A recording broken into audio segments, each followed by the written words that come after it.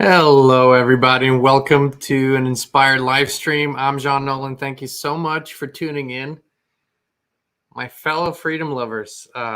It's always good to come on live. It's just a different experience. And before we go into anything else, the first thing I want to say to everyone on YouTube, on Rumble, thanks for tuning in, is we're healthy, we're wealthy, we're whole, we're free. The mantra of the inspired live stream. The inspantra, new word. The mantra of the inspired live stream. I don't know how many we've had, but a lot of them. And so today, I want to share an experience that I have barely ever talked about publicly in very, very small gatherings. I've shared this story, but I feel like it's time to do it. And it absolutely shifted. It shifted everything in my life. It was an experience unlike any other I had before, and it opened me. It opened my path to so many truths. I'll say that, but uh, just very, very powerful. And I was hesitant because this just came through a few minutes ago. Said, no, share the story. It's time now. It's been years ago, but it's time to share it, and I will.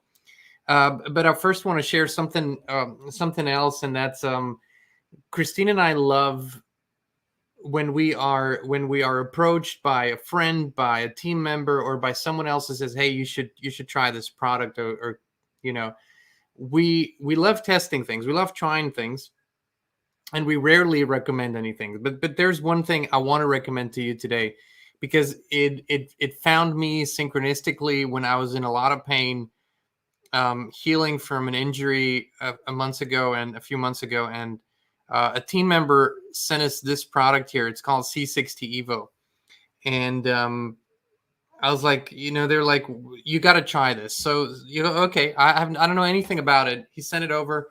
We read up on it, and then Christine was wonderful because every day she made me take that spoon because I forget about these things. She said, no, here, go.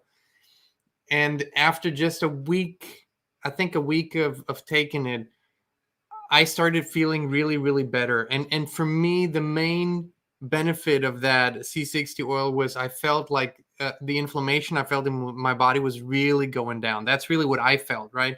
And so I naturally started getting more energy again. And it's one of those products where I was really like, okay, this made a difference.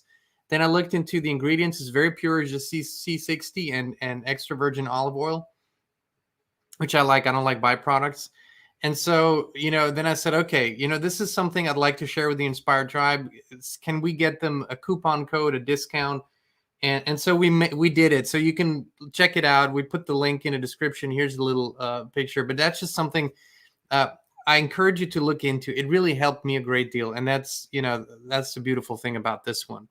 Um, but yeah, here's the story that I wanted to share. And I'll say one thing first. In the long history of mankind, a lot of truths, a lot of knowledge have always been hidden from us. And I always thought it was only the bad guys, if you will, that were hiding stuff from us. And I realized that among the, enlightened masters or gurus or monks or priests or whatever, among the good guys, there's a good portion who doesn't want knowledge out in the open about certain things. They keep it in inside their own little circles in the monasteries. They keep it among the monks. They keep it among their own people, and they only take initiates in that are worthy because of their journey, because of their showing up, and then they get that knowledge. And before I had the experience I want to share with you, I thought that's bullshit. I thought knowledge should be just openly available to everyone.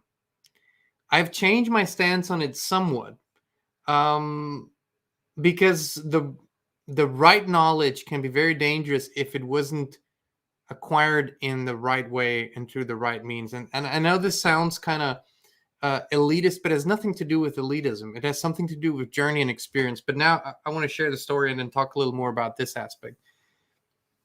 It was years ago, where I started experimenting with different meditations, guided, non-guided, and going more specific in with intention into a meditation. And one of those periods involved the activation of the pineal gland. Pineal gland is kind of, in the center of the head, and it has often been called the third eye. Other people say the third eye is something different. Be that as it may, the pineal gland activation meditation, I was doing it for days, and I knew I wasn't getting there. And it's a quite simple process, but it requires some practice and also dedication and focus. But basically, you're learning to move your breath up into your brain, and then you're learning at the same time to bring your spinal fluid through the spine, and passing the spine brain barrier. And then basically in your mind, it's almost like the breath is meeting the spinal fluid right in the pineal gland, and that's what activates it. That's the theory, right? And for days and days, I was sitting there every day, every morning, 3:30 in the morning, 4, whenever I woke up, and I was doing that meditation. And I was having some beautiful experiences, but I knew it wasn't the thing yet. And so it must have been the 5th or 6th day, I don't know. And I was just trying again, and it was, when you've been trying something for a while, it kind of you become a try hard. You try harder, which doesn't help at all when you want to do anything in meditation. But so I was sitting there, and it just wouldn't happen, and I would try harder. I have this athlete mind, that kicks in. Come on, you can do it. And eventually, after 15, 20 minutes, 20, I don't know how long of trying, I said, fuck it, I'm done. I'm just going to sit here and be. And the voice said, literally, it was a voice in my mind I heard said, do it again, I'll guide you. And I was like, okay, good. I can vibe with that. So I sat up straight, started breathing in, and I start hearing the guidance of go deeper, more. Now pull it up. Now it was kind of technical, but it was very easy to follow. It was just instructions in my mind. And within a few, maybe it was 2 minutes, 3 minutes of this breath exercise, all of a sudden, it was like an explosion of light in my mind, in my brain, and through my whole body. It was something unlike anything I've ever experienced before. And as intense as it was, it felt so incredibly easy. It was like light was overflowing and all through my body. And the voice did stay with me. And after this first sensation kind of subsided, it didn't subside really. It just I got used to it. I want to say that. The voice said, now follow me. And I knew I was basically, in my experience, I was leaving my body, if you will. If you can call it that, I think. And I was entering the field, whatever that means to you. To me, it's like I was entering infinity. I was really starting to float in infinity. And that voice said, follow me. And basically, with every time the voice said, follow me, and I kept following, I lost more weight, if you will. Everything became light. Everything became less physical, less dense, very ethereal. And I was floating in that field of infinite peace and love and ease. And that was the exact opposite of what I had in my physical life at that time. My physical life was tough. There was a lot of challenges, a lot of things I had no solution for. It was very tough. So I was so enjoying this beautiful moment of peace. And eventually, after I had been there for a while, the voice said to me, what do you want? And I'm like, what do you mean, what do you want? And the voice said, what do you want? So I started thinking, but it is a different kind of thinking when you're in the field. It's like very effortless. And I was thinking of some of the problems that I was facing in my physical life. So I was like, a solution for this would be fine. And the voice said, done. And it was a small thing, right? So the voice said, what else do you want? And I thought of another thing, still fairly small. The voice said, done. And I started, what is this? Where's this going? And the voice kept saying, what else do you want? And I would imagine something bigger, right? Something that was out of reach for me at that time in my perception. Voice said done. And we kept playing that game. The voice always asked, what do you want? I named it. Voice said done.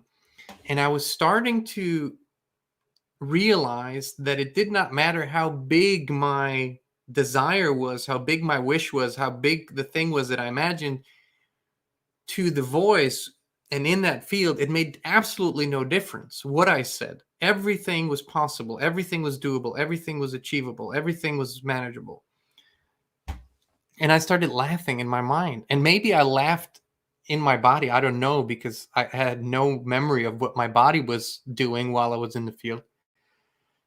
And I had this experience of floating, and it came to me that all the steps I had learned before, all the things I had studied, and all the books I had read, and all the spiritual scripture, and everything had led me to this point of what creation or co-creation might be. And I realized that in the field of infinite possibilities, nothing is hard. It doesn't matter whether it's healing from the most severe illness or creating a palace. It's all the same in the field. The mechanisms are all the same. There's no difficulty there. And I realized in that moment, it's all us. We are the ones standing in the way or getting out of the way. All these realizations came while I was in the field. And at some point, the experience was complete because I had no more questions. I felt like I could access any answer I ever wanted in that field. And so knowing that this was always available to me now, that I had entered a new level of experience in my life, I started making my way back into physical reality, right? And so when I started coming back into present moment awareness and into my body, I was starting to think, well, man, I was gone for like 20 minutes or so. This was really, really cool. And so I looked at the clock, and it was like an hour and a half or 2 hours later. So I'd been in that field for 2 hours, and it all just went by like this. And when I came out of it, and later Christine got up that morning, and I shared my experience with her, and I was just smiling. I was laughing for days and days. I just had this smile on my face and nothing felt hard anymore or difficult or challenging. It just felt, I had this ease. It's like I was born again, and another part of me died. In that experience, a part of me died. And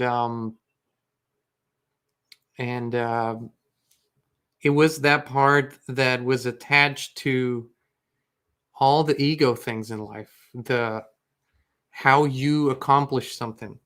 And that other part got fully activated.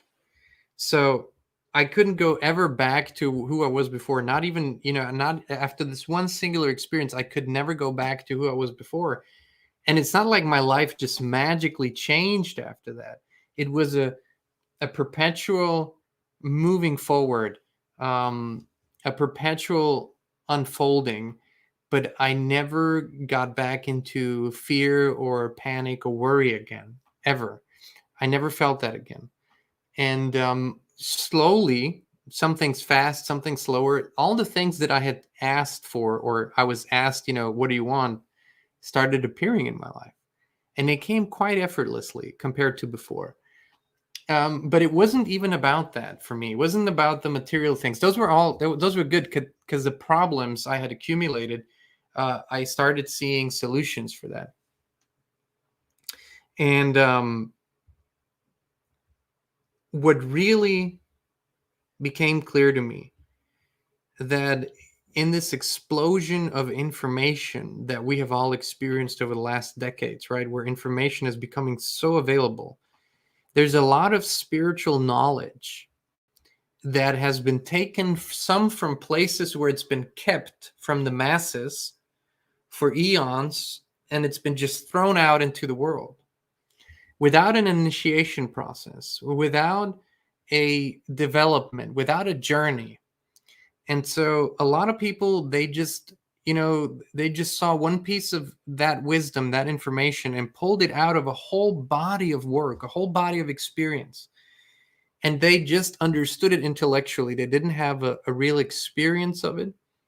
And then they started teaching it and talking about it and creating whole movements and even belief systems around it, and leading people literally into a cult-like mentality.